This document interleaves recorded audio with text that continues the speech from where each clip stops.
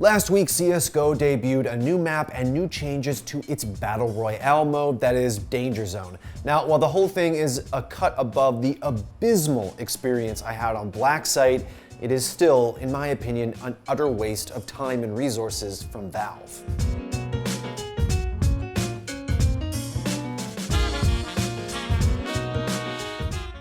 Alright, so a little less than a week ago, Valve dropped upon us its latest patch, and what was in it? Redone cache, bug fixes, anti-cheat initiatives?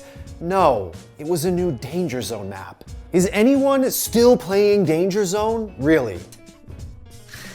Danger Zone? The new map is called Sirocco, not Morocco, get it? And it is a bit better than Blacksite, which is the first iteration of the Danger Zone Battle Royale maps. And while an improvement is a positive thing, I'm gonna tell you a little later why that doesn't even matter and it's still a waste of time. But first, if you've never played CSGO's Battle Royale mode, you didn't miss much. The Danger Zone experience sucks. It did when Blacksite came out, and unfortunately, it still does on Sirocco. Now, obviously, I wouldn't badmouth this map if I hadn't tried it before, so I spent the weekend playing it. Really, like, just jump down here? Oh no, no, no, no! What the fuck? And it's still the core Danger Zone experience that I got on Blacksite, which is you have like less than 20 people, not 100, not 50, not 75, less than 20, not really a battle royale. It's more like a skirmish royale or a gang fight royale at that point. Can you dig it? You load onto a map that is obviously much smaller than your typical Battle Royale map. Now, before you even get on the map, you have to pick where you drop, just like a typical Battle Royale. Except with a typical Battle Royale, one of the core mechanics of the drop is that certain places have really good loot and other places don't have good loot at all. But if you go to the place with really good loot, there are gonna be a lot of people there and you have to mix it up with them and it can get kinda crazy. Guess what? Danger Zone takes the decision making away from you because you land on predetermined hexagonal squares throughout the map and you cannot land on someone else's hexagonal square. The loot is evenly distributed throughout the map, and by evenly distributed, I mean there's almost none of it. Ah, yes, yes. The empty rooms with some money. The classic CSGO Battle Royale. All the weapons on these maps are the lower level CSGO weapons, the ones that are less good. The common theme throughout them, unfortunately, is they also have less range. Now, with these weapons and their limited range and the extremely limited ammo that Danger Zone provides for you, you're put in this sparsely populated map full of empty rooms and like no people. No! No! Oh, he had a USP, that's why he hit me from that range. Yo, my guy's just spamming the Glock. Yo, use your MP5. Yo, no ammo! He's got the Zeus! And he was so far away! This is cringe! Oh, and he got Zeused! We got Zeused to lose! That was a cringe fight. You see, the thing about Danger Zone is it just doesn't hold your attention. I'm really bad at CSGO. Like, I'm really bad. And I won Blacksite all the time. And my first ever Sirocco game, I came second. I got destroyed by a guy with a USP across the map, but hey, what can you do? But if I'm getting bored of it and winning that easily and dropping it after a couple days, what about people who are actually good? That's the reason that people like Shroud or Skadoodle didn't stream this very much after it first came out.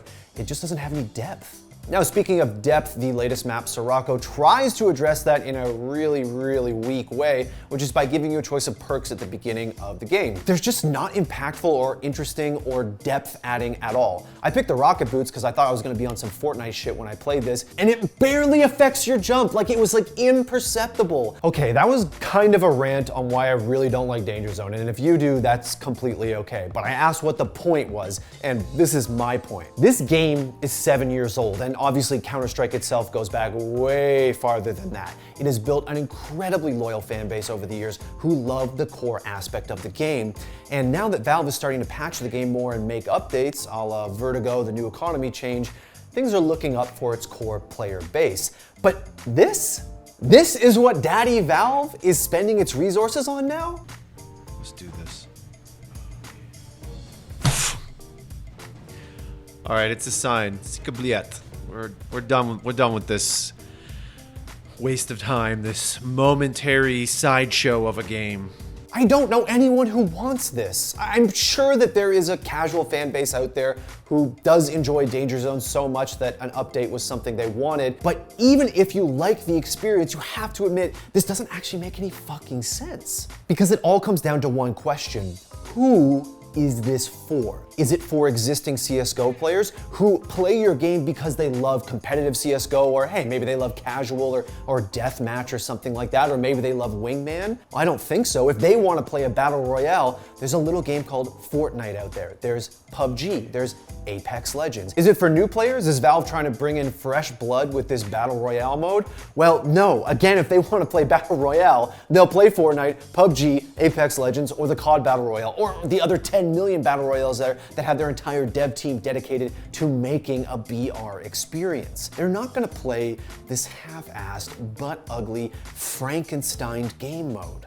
It doesn't matter how many jump boots they put in this game. It will never match the frequency or the magnitude of the wacky, cartoonish, fun updates that Fortnite has. It will never be Fortnite. It will never match the extreme itemization and customization that PUBG has. It will never be PUBG. They can put player ping systems in, they can put respawns in, which they did for Sirocco, but it will never be Apex Legends. It will always be a cheap bargain bin ripoff of those games. Like a chicken? Yeah, no. Yeah, no. No! He's got that! Ah! Please. So if Danger Zone is going to be relegated to a tier 2 or 3 battle royale and no one is switching off the other battle royales to play it, well, what exactly again is the point? Now look, Valve isn't stupid. They usually do things by the numbers, and if they're putting some resources to this, I have to believe there is a player base out there that is consistently queuing Danger Zone. It's hard to believe, but what else can I do? Valve does things for a reason, right? But what I don't understand is this is sort of like un-Valve-like behavior. Why don't they do what they do best and go out and acquire a good battle royale instead of trying to Frankenstein one into their old game? So when you take this player base that has been loyal to the game for years, that has a laundry list that is an arm length long of complaints, of bug fixes, of things they want, quality of life improvements, and you give them this, it does feel like a tiny bit of a slap in the face. Thanks for watching. If you want more great content just like this, be sure to hit the subscribe button.